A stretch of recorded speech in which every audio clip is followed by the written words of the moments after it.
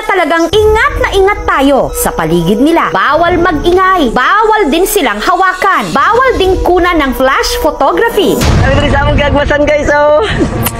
Kaya marami ang umalma sa videong ito.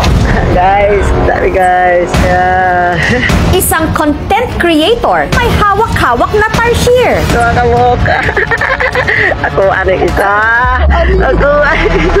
Ako ane. Ang isa namang tarsier na nakakapit sa halaman, kanila ring napagdiskitahan. Smile baby, smile. Smile baby.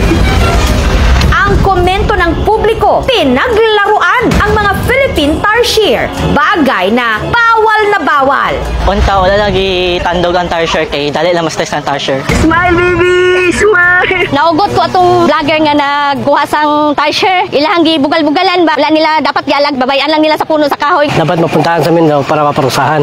Smile. Sino ang hindi manlalaki ang mata sa isyong ito?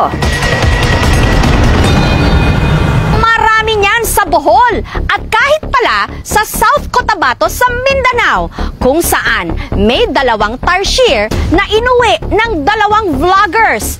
Pinutakti tuloy sila ng puna. Walang natuwa.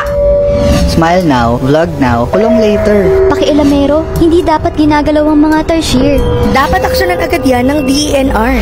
Ang mga tarsier kasi napakasensitibong hayop. Ang mga tarsiers natin, requirement nila para mabuhay ay isang malaking area kung saan makakatalon sila at makakahanap ng pagkain. Kung sila i-confine mo sa isang maliit na space, mahihirapan silang gumalaw. Hindi yun natural. At nito lang Huwebes, formal na nilang sinampahan ng kaso sina Ryan. Ang nakita namin sa nangyari is violation of Section 27 of RA 9147, the Wildlife Act. Kasi may maltreatment nga at saka may possession. Ang penalty, it's a range between 1 month and 1 day to 6 months. Plus, a fine of 5,000 to 50,000.